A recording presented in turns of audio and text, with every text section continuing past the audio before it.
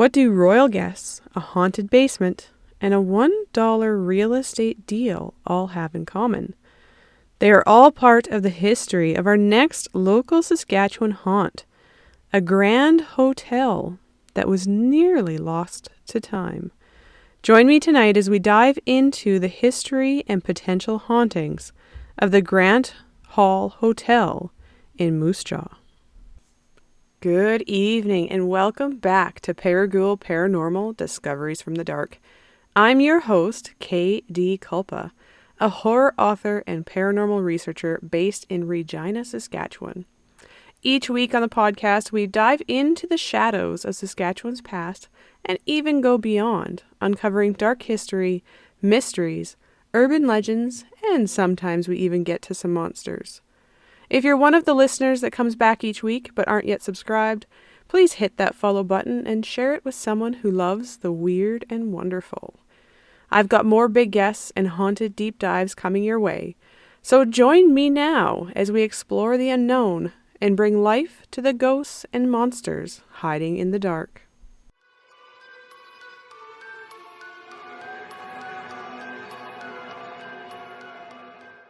All right, well, I am excited tonight because we're diving into another local Saskatchewan haunt episode. I thought tonight we'd start with one of the locations I visited back in 2022. I'm sad that I haven't talked about it yet. Life gets busy. So tonight we are going to be traveling to Moose Jaw, Saskatchewan. And if you go down the main street, then I know you have seen this building. We're talking about the Grant Hall Hotel tonight. And I guess some history about the building first. So the Grant Hall Hotel was originally designed in 1927 by architect Richard Jeffrey Bunyard, and the style that's used to describe this design is Romanesque Revival. So yes, it was built in 1927, did not officially open until 1928. And I can tell you the features that, they include on the historical pages about this building. It's rusticated brick base, limestone string and belt courses, Romanesque windows, and an ornate cornice. And the interior includes black marble pillars, gold leaf capitals, decorative fireplace, and iron and oak stair railings. And they even still have the original elevator shaft. So to put this into plain language, it's a beautiful brick building with some beautiful white stone around the windows. It's the nice curved windows. It really is just a beautiful old building. And inside they do have this great fireplace right in the lobby. So you don't even have to stay in a room if you want to go check it out. They have a beautiful dining room. And all of it started back in 1927 when the Moose Jaw Community Hotel Company decided that they wanted to build a modern, up-to-date hotel in Moose Jaw, and shares would primarily be held by the Moose Jaw community members. So what was interesting about this building is back then they actually managed to find almost 500 shareholders to come together to raise money to be able to build this building because they really wanted to have a, railway hotel as part of the Moose Jaw community. I think this one was built shortly after the Hotel Saskatchewan, so they wanted to have one of their own. And I understand why. It's a big, beautiful building. So the building of Grant Hall, like I said, was started by the architect Richard Jeffrey Bunyard and the citizens of Moose Jaw. On May 14th in 1928, the Regina Morning Leader talked about E.W. Beatty, who was the president of the Canadian Pacific Railway, coming along to inspect the new Grant Hall during a brief stop in Moose Jaw on his tour of Western Canada. And at that time, because, the building was I'll read you an article here in a moment from May 21st, so only a week later, when the building had actually gone through its grand opening. So the building was almost done. And E.W. Beatty, this president of the Canadian Pacific Railway, was quoted to say it was an excellent hotel in all respects. The Grant Hall itself is actually named after a Canadian Pacific Railway person, and the Canadian Pacific Railway also gave a loan of $135,000 to the hotel so that it could be finished on time and so that, this building could be happening. The Grant Hall was the vice president of the Canadian Pacific Railway. Now, unfortunately, he never showed up for the actual grand opening. Apparently, he was supposed to show up for the grand opening, but something came up and he wasn't able to do so. But he sent somebody in his place so that they could read something that he had written, to say at this banquet. But as I said, the Grant Hall itself opened on in May of 1928, and the Regina Leader actually had a long article about the opening ceremony, and I'll read you a short portion of it right now. Okay, so the heading says 200 attend ceremonies as Mill City Community Hotel officially opened. History of the Grant Hall outlined as men who pushed project to completion speak at banquet. Marking another milestone in the city's progress, the Grant Hall, Moose Jaw's own community hotel, was officially opened yesterday with all due ceremony.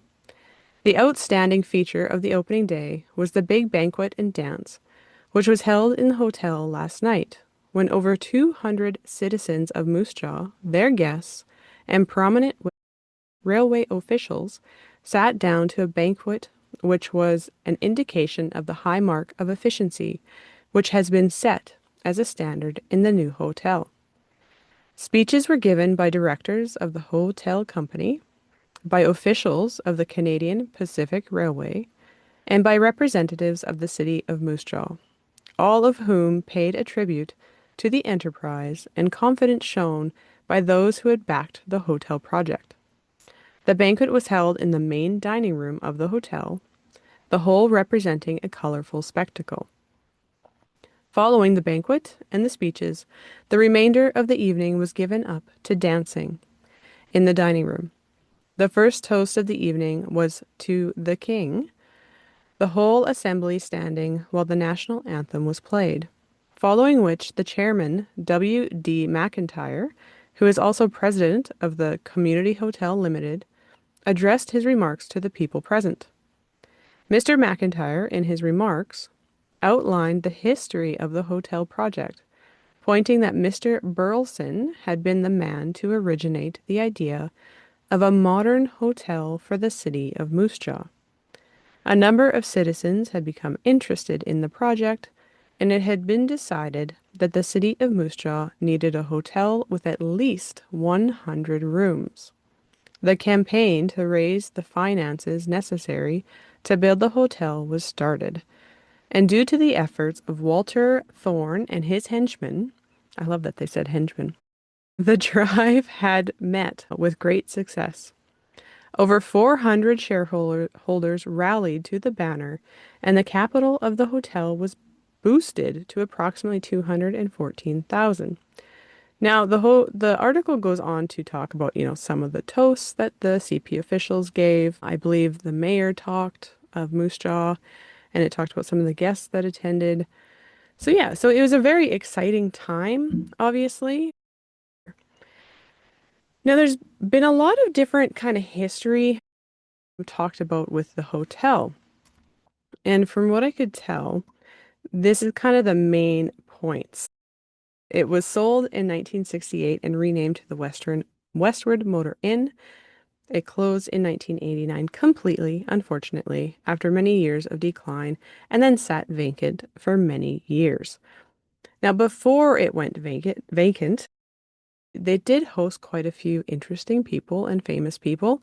So I kind of got a small list of some of the famous people that have been said to have stayed in the hotel before it had shut down, and that included King George VI and the Queen Mother, John Diefenbaker, Maurice Rocket Richard, Louis Armstrong, Roy Rogers, Pierre Burton, and if you go into the lobby, there's even a 1953 photo in the lobby of Colonel Sanders, which I think is actually pretty cool.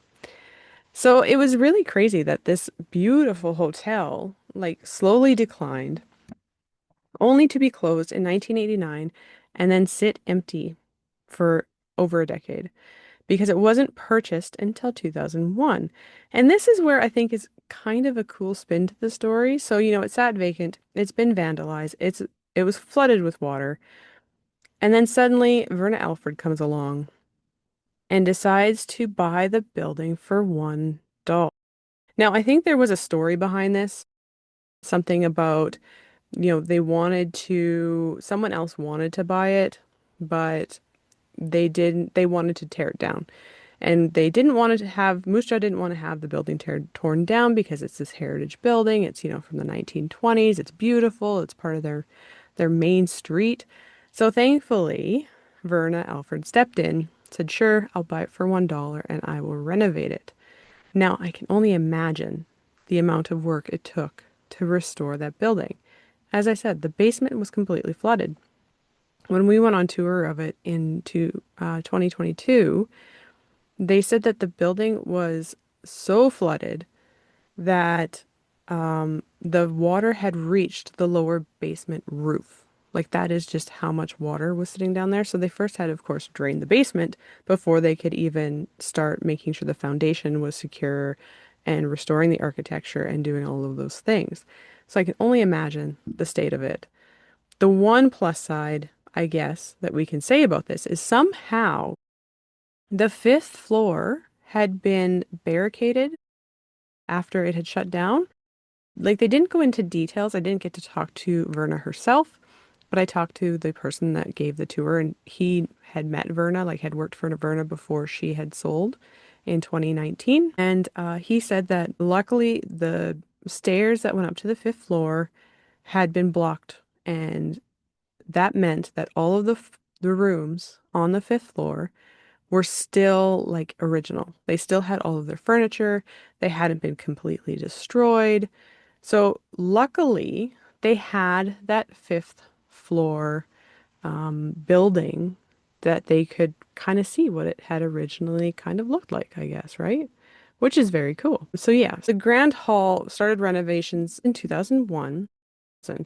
So because it had been, set vacant for so many years before being purchased, there obviously had to be go through extensive renovations before it could even be opened. So that's why it sat unopened while they were renovating until 2013. Now at that time, only 18 of the rooms were converted into boutique rooms, is what they called it. And then the other third, there was 36 rooms that they turned into assisted living residences. So meaning they were more apartment-like and they could be used for long-term accommodations with meals included.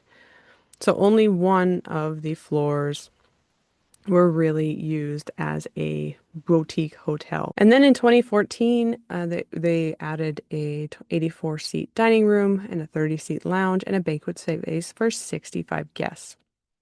And then by 2016, it was a 42 hotel rooms in the hotel that were available for short and long-term stays. Now, it was listed again for sale by Verna and in 2019. And so by that time, they had spent $14 million dollars in renovations. So they wanted to try and at least get some of their money back. So I guess it went up for $11 million dollars in 2019 when they listed it for sale. So they're hoping to get some of that money back. Because like I said, $14 million dollars in renovations is because the bottom floor had been under 3 feet of water or 6 feet of water, or I can't remember how much exactly. 115 windows in the building had been smashed prior to the start of renovation, so they had to replace all of those and it just, yeah, they increased the size of some rooms. The second, or I guess it'd be the first floor, sort of. So not the lobby floor, but you go up to the stairs and there are some kind of boutique rooms. And that is actually where I stayed when we went and toured in 2022. We stayed in one of those rooms. Apparently, originally, though, that would have been a dining room and kitchen, whereas where the dining room is now would have been the dance room, I guess, for hosting a ballroom, sorry, for hosting balls and things. Okay, I think now we need to kind of get into the ghost stories, right? Like we've been talking about all these different things, and now we got to get to the ghost stories. All right. So there was a few ghost stories that thankfully were shared with me while I was touring, which I am very grateful for. And I mean, there's not a lot. It is a hotel. Hotels, I mean, I think they do, many hotels have ghost stories, don't they? I kind of love their ghost stories because it's not really, you don't really know for sure who are causing the ghost stories because no one really truly lived there unless they were staff there. So, yeah, we don't really know who is causing these things, but I still find them a little bit spooky. Okay, so the first one happened in the banquet room. So the banquet room is on the main floor. It can be rented out for weddings or events. And it is a nice, big, beautiful room. And I guess years ago, this was back, it wasn't called the banquet room back then. It was called Parkview, I think. Anyway, so it's called a different name back then. But they had set up the space for a function and they had all of the chairs set up, they had all the stuff set up. And once the staff had it all set up, they went home for the evening because they had set it up for the next day. So they closed the room, they left, everyone went home for the night. They of course they have a 24/7 front desk, so someone was sitting there and kind of watching over the hotel. And when they come in the next morning, things weren't left the way they had thought they had been. For some unknown reason, all of the chairs had been turned so that they would face the window. None of the chairs were facing the original direction that they had been placed in. Now, as far as they could tell, no one else had been in the room since they set it up and left the night before, but they didn't have any cameras to confirm either, so we don't know for sure what happened. All we know is they woke up the next day and all of the chairs had been turned to face the window. Now, kind of with that same room, now at that time, like I said, it was something like Parkview was the name. And apparently, one of the staff decided to use a Ouija board out in the parking lot, kind of not purposely talking about the Grant Hall, but they were just using a Ouija board in the parking lot of an old kind of area of the Moose Jaw because they wanted to see kind of what they would get. And apparently, it spelled out the room Parkview. So this was where the chairs had moved. And unfortunately, we don't know what the question was asked, though. So I can't give you more context than that. Then there was a Ouija board. It spelled out the room Parkview. And this just happened to coincide with this room where all of these chairs were moved to face a window. So it kind of spooky, especially if they happen really close together. I wasn't told how close together they happen, but I was told that it happened kind of in the same kind of timeline. So something definitely going on there. And then there is the fourth floor. So when we talked with the person that gave us the tour, he had mentioned that a lot of people find the fifth floor to be very spooky and like creepy. And now I don't know why. We never got to go to the fifth floor. I'm sorry to say, we never investigated the fifth floor. We stayed on, like I said, that first floor with the boutique rooms. We got to kind of tour around the second floor and the fourth floor. I never saw the third floor or the fifth floor. Oh, and then of course the basement. We were in the basement. But I never saw the fifth floor, so I can't confirm nor deny that it is a creepy feeling. I think the next time we go, we will try to go stay on the fifth floor just to see. But apparently, on the fourth floor, there is a room that likes attention sometimes. And we were lucky enough to actually go and into the room and actually, check it out. It's a big, beautiful room. It has a huge, massive kitchen. So if you're ever looking for, a smaller space to host family, that's probably a great place to go. And what had happened was, I guess, the front desk staff that was working there, who just happened to be our guide, which is kind of funny, he said that all week he had been getting calls to go up to that room because the alarm was going off. So he'd go in, and it's one of those clock alarms that you get in hotels that you could set the time of, when you're going to wake up. And so this clock alarm kept going off. And so he went up, turned off the alarm, left. Next day, he'd get a call. The alarm's going off again. Go up, turn off the alarm again. No one was staying in that room that night, so he doesn't know why it got turned on. Go back downstairs. Next day, got a call. The alarm's going off. Again, same time. Goes upstairs, turns the alarm off. I guess this happened for quite a few times, and he couldn't figure out why it was kept getting turned back on so that it would go off at that time. So finally, he just went upstairs and unplugged it. He was tired of it. I don't know if he found it like spooky or if he was just tired of it. But still, it was that same room, the same time. And he himself was the one going up and turning it off every day. And he couldn't figure out why it kept turning back on. So, a little spooky. I wonder what time it was. He never told me what time it was. That could be a significant clue as to who was doing this, right? But yeah, we don't know the time. And then the other story that we have, the last story that he told us, other than our own experiences, was the door to Cordova Street. So there's this door that stays unlocked all night long so that you can get into your room no matter what time of day it is. But he said it was, he was working the night shift. He was sitting behind the desk, and then all of a sudden, like, right when it hit 3:30 in the morning, the door opened, like both doors opened, and then they slammed shut.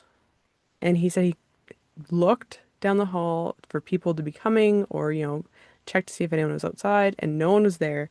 So, I mean, this could be like a wind thing, but I don't know. That would creep me out at three, especially right at 3:30 in the morning to suddenly have both doors open and then slam shut, and it's never happened any other time. That's a little bit spooky. I'll give him that one. I don't know about that one. Anyway.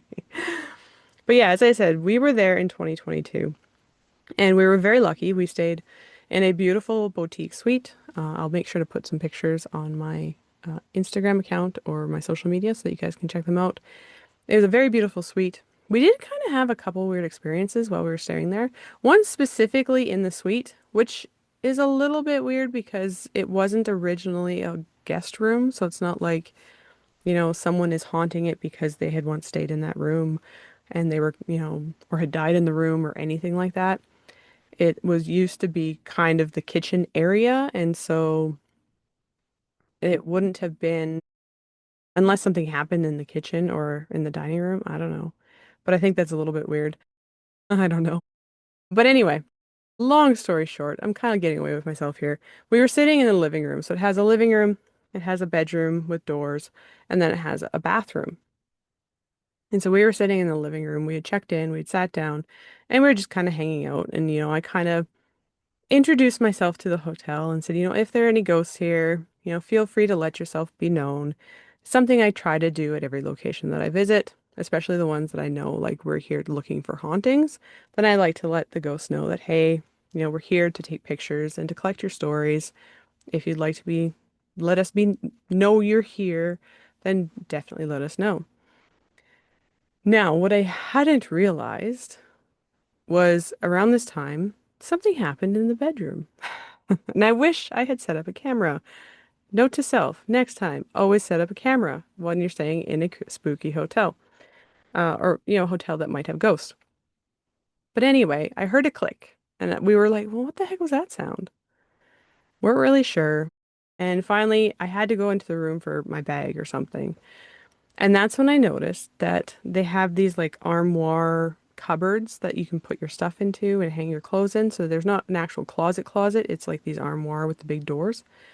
And one of the doors was wide open. And that was obviously what I had heard click. And it was right after I said this about introducing myself to the ghosts. And then suddenly there's click and I walk in and the boudoir thing's open. Or sorry, armoire thing's open. So that was weird. But it could be coincidental. I have a hard time believing in coincidences like that, but maybe. Maybe it was a coincidental thing. So the next day, we get to go on this tour and super excited about it, hoping to capture something, right? But of course, it's in the middle of the day because we wanted to be after when people checked out of their rooms, but before people were checking in. So we didn't want to interrupt people in rooms in case, just in case. So we made sure to do it kind of middle of the day. I think it was right before lunch. And so we were walking around the building and getting to see all the different things. So they turned, the second floor pool into a theater, which is really cool. So that's now a theater instead of a pool because apparently they wanted to keep the pool, but there had been a giant hole in it. So it would cost too much to like reinforce it and do all the things to fix it. So they decided to just turn it into a cool little theater space, which you can now rent for 22 people, I think. Anyway, so we checked that out. We walked along where the outdoor patio area is, and we went up to the fourth floor and saw the room where the alarm clock kept going off. Like I said, we never got to the fifth floor. Kind of regretting that one, but that's okay. Oh, we went down and saw some of the original furniture because they had, some really cool original furniture downstairs, including this. like cabinet that has a TV in it and like a record player and all of these things that had apparently been on the fifth floor. It was one of the things that had been on the fifth floor that hadn't been destroyed, so they were quite excited to have it. But now it's just collecting dust in the basement, which is unfortunate. But anyway, and so I was taking pictures of, and my husband was recording video, and we were just going about doing this tour. Now, unbeknownst to me, I had captured this really strange orb in one of my pictures. And again, I can put it up on my social media or in the Patreon if you remember.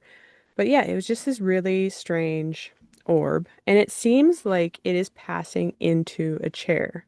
So half of the orb is cut off.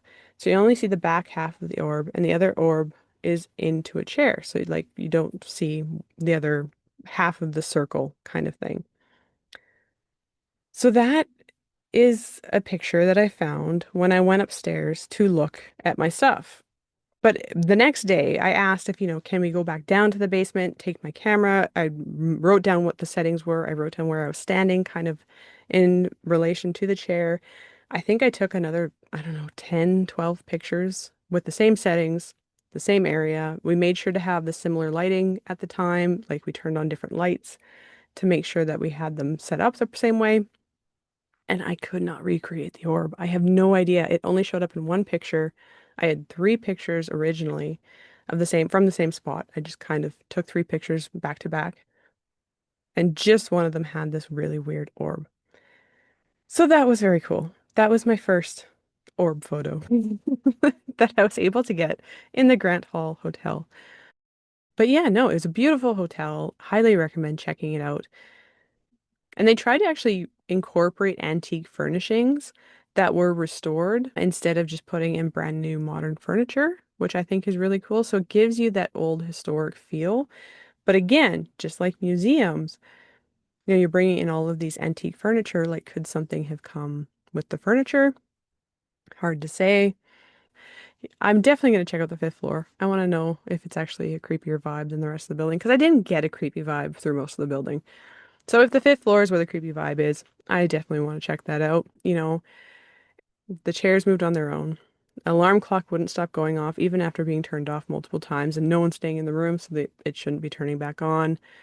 So there's no denying that the Grant Hall Hotel definitely has some stories to tell.